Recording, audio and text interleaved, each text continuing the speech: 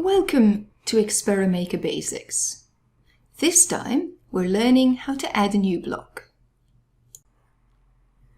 Click the Add Block button. Select a name. Select a stimulus type. Name your stimulus set, then upload. We're uploading 3 files. And so Experimaker will create 3 trials. But what if we want multiple stimuli on a single screen? Let's add a new block.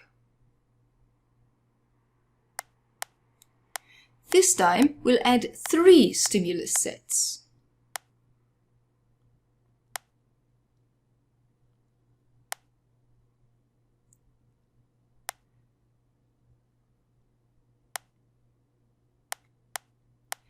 Experimaker automatically adds each set to the view.